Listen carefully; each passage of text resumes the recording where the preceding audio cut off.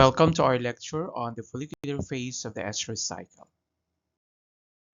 This presentation was adapted with permission from the lecture of Dr. John J. Parrish. At the end of the lecture, students would be able to describe the endocrinology behind the follicular phase of the estrous cycle. Are the tonic and the preovulatory surge of GnRH release. So after a few hours, after the tonic and the GnRH release, we can expect that there is also the release of the luteinizing hormone.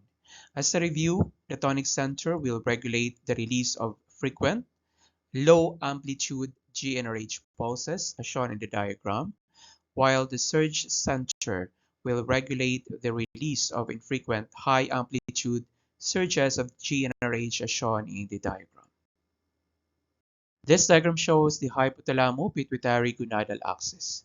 The hypothalamus mainly produces the GnRH. The GnRH will act on the AP to produce LH and FSH. LH and FSH will act on the follicle, while the LH will act on the CL or the corpus luteum. The hormone release is primarily controlled by negative feedback. The CL that is produced by, the CL produces the hormone progesterone, and it sends a negative feedback to both the hypothalamus and the anterior pituitary to decrease the release of LH. The follicle, on the other hand, will produce estradiol, and this estradiol has a negative feedback effect to the hypothalamus and anterior pituitary to decrease the release of GnRH and LH and FSH respectively. The follicle will also produce the hormone inhibin, and inhibin always has a negative feedback effect to FSH release. Hence, the FSH is primarily controlled by inhibin, while the LH is primarily controlled by the GnRH. Let us now talk about the preovulatory GnRH or LH surge. This diagram shows the follicular phase of the estrous cycle.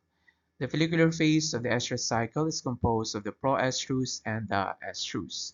So the structures that can be found during this stage includes the developing follicle, the growing follicle.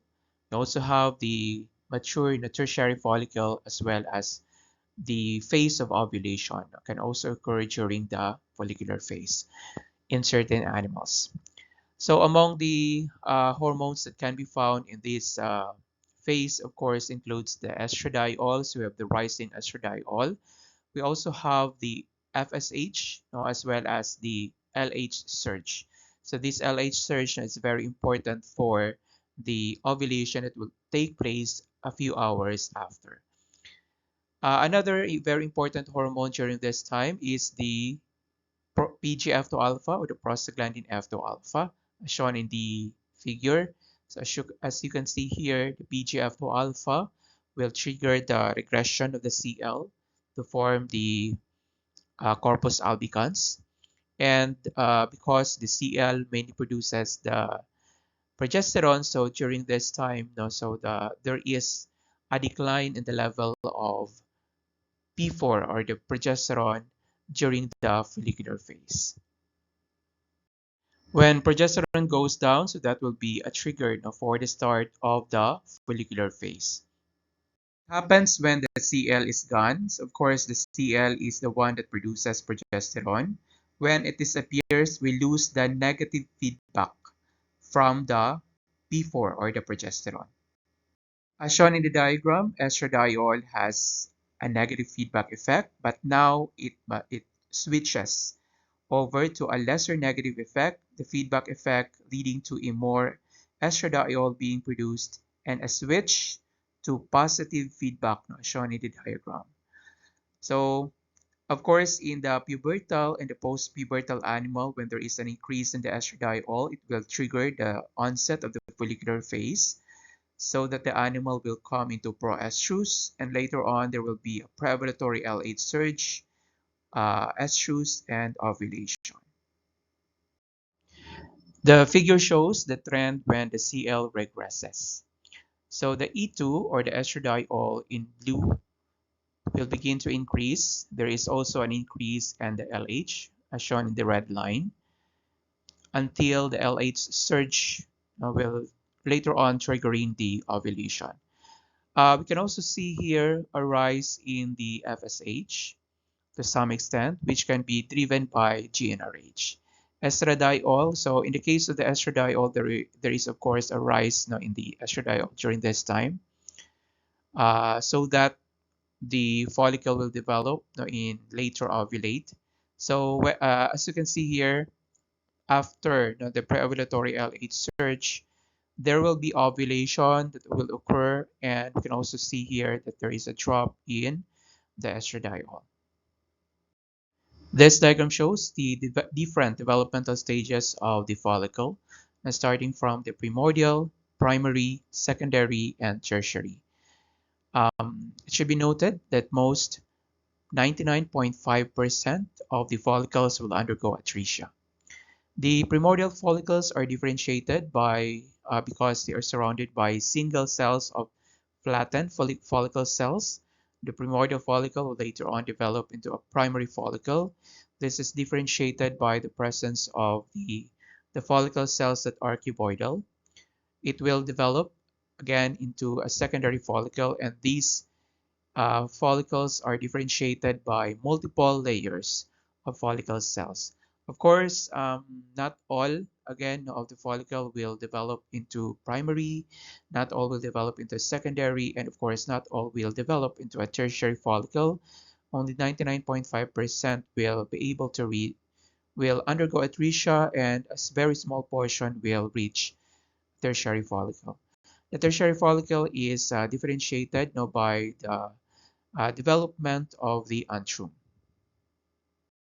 It is important to note that majority or 99.5% or more of the follicles will not reach yung ating tertiary follicular stage or the preovulatory follicle, but they will become atretic, or they will undergo the process of atresia.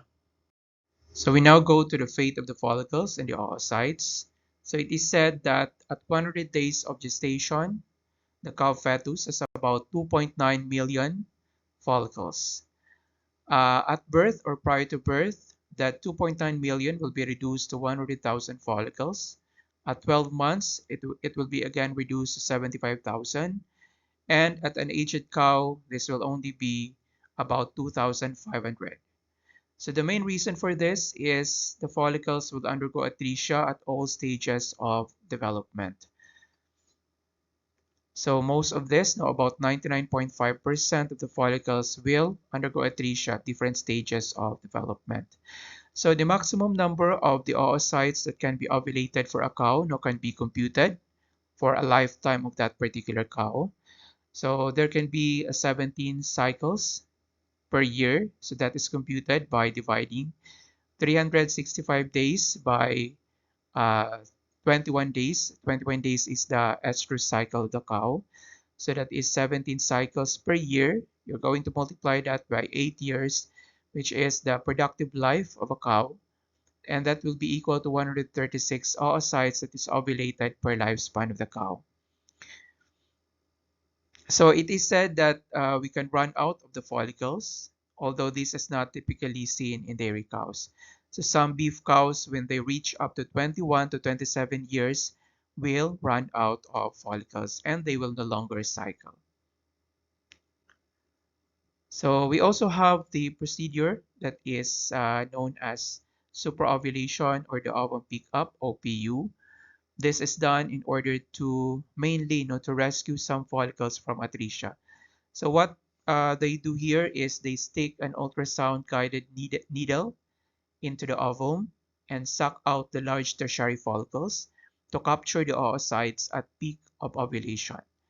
So this procedure is again mainly indicated to rescue the follicles that are destined to become atretic. Slide will show the influence of the gonadotropins LH and FSH to the growth and maturation of the follicle. So it is said that the initial follicular growth from the primordial follicle up to the tertiary follicle is gonadotropin independent. And this development from the primordial to the small antral follicle will take about 50 to 60 days. So this is again, this phase is again independent of gonadotropin, meaning that they are not dependent on LH and FSH for the transition from one phase to the other. So in order to move from to the next phase of the follicular growth, from the small antral follicle to the mature or the large tertiary follicle, um, it is necessary that there is the presence of the FSH for it to occur. So this phase here, from the small antral to the mature follicle, is said to be dependent on gonadotropin or gonadotropin dependent. So it will require the hormone FSH. So this process is also known as the recruitment. So the term recruitment refers to the population of small and medium follicles present on the surface of the ovary that may be selected as ovulatory follicles. The concept on the development of the follicle from one stage to the other will lead to our discussion of the follicular waves in cattle. This is considered to be a major breakthrough in understanding how cattle estrous cycle will be regulated. So this diagram shows the follicular waves of a cow. So there are again 3 follicular waves that are seen in the cow. And you can also see here the different factors that will regulate the development of the follicle. So as you can see here at the x-axis represents the estrous cycle of the cow. So that is about 21 days. And the day 0 is represented by the day of ovulation. And the y-axis represents the follicular size. So as you can see here, from the bottom of the graph to the top of the graph, so there is an increasing size of the follicle. At the bottom of the graph is a pool of antral follicles. So when we say antral follicles, so these are small tertiary follicles. And again, of course, most of these will undergo atresia. So these small antral follicles are said to be FSH sensitive. So these are also known as FSH sensitive pool. If they are exposed to FSH, some of them will be able to respond to that FSH and they will undergo recruitment. And upon recruitment, now they will grow in size and they will grow larger. The next phase is the selection. So some of the recruited follicle will undergo selection. And in this process, all the other follicles will be prevented from growing. The red ones are the selected follicles, and the growth of the other follicles will begin to diminish upon selection. The next phase is the dominance. Now, if the conditions are right, the dominant follicle will soon undergo ovulation, as seen in this diagram. We can also see here that there is the presence of the second follicular wave, and of course the small antral follicles will again undergo recruitment. Then it will be selected. Then there will be dominance, and as you can see here, the dominant follicle will again fail to ovulate. It is only on the third follicular wave where successful ovulation takes place. This diagram shows a 3-way type follicular wave cycle in cattle. The black line here represents the P4 or the progesterone that is of course produced by the CL during the luteal phase of the estrous cycle. The P4 is important because it will have, of course, a negative feedback effect to the GnRH, so that it will inhibit ovulation for the first and the second follicular waves. It is only in the third follicular wave that the cattle will be able to ovulate during this time, as seen in the diagram, and the absence of the P4 or the progesterone will lead to ovulation of the dominant follicle. This diagram shows the first follicular wave in cattle, and again, this follicular wave will not undergo ovulation. It will undergo atresia because of the presence of the progesterone. Recruitment is driven by FSH, so that there is an increase now in the FSH during recruitment, and it will drive the follicle to develop larger antrums. Because of this, there will be more estradiol that will be produced. but under the influence of P4, this estrogen will have a negative feedback effect. The next phase is the selection. So once selection of some follicles occur, the FSH will go down. They will secrete more estradiol and also inhibin, so both have a negative feedback. Inhibin will be the one to drive down FSH. After selection is the dominance, so during this time, the FSH will further go down. These follicles can continue to grow in the absence of the FSH, again because this is gonadotropin independent follicles.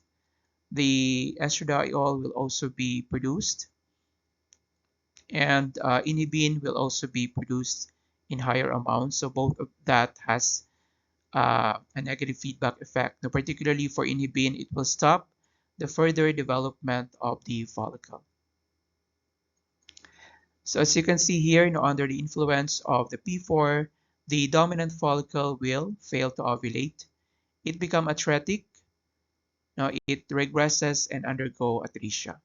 So during this time, estrogen and inhibin will go down and FSH will go up. So the purpose of this is that FSH going up will trigger another follicular wave, and that is the second follicular wave. In the second follicular wave in cattle, there is still recruitment, there is still selection, dominance, but it fails to ovulate just like the first follicular wave, again because of the presence of the P4 or progesterone from the CL. In this diagram, the CL regresses spontaneously at day 16 to 17 of the estrous cycle in the cow. As you can see here, the P4 rapidly drops after the regression of the CL. So before that, there is already atresia. As you can see here, there is already atresia of the second follicular wave. And after that, the FSH will go up.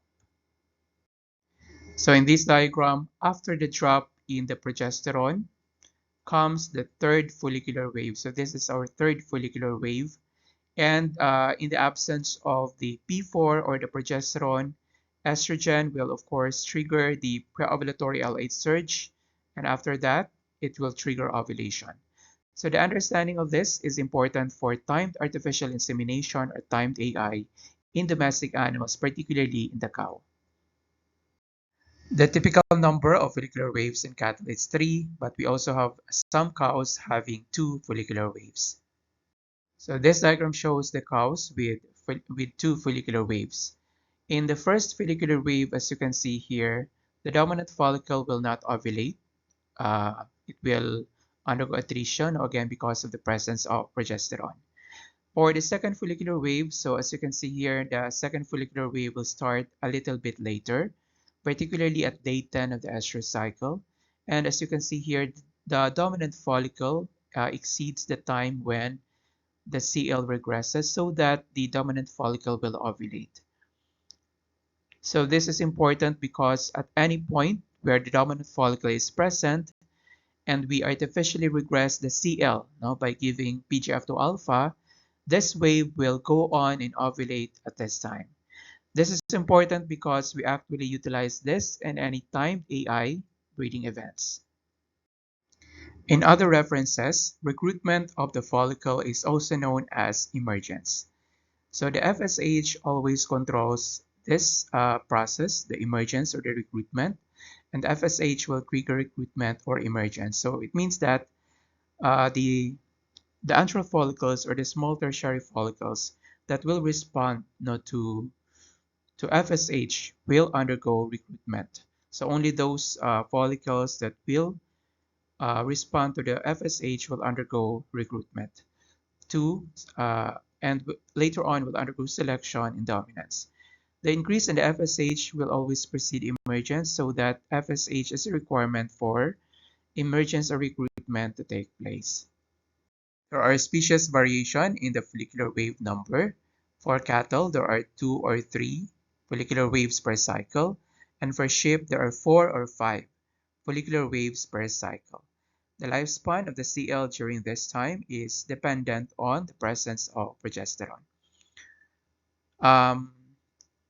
For the pigs, horses, and humans, they only have one follicular wave that will lead to ovulation.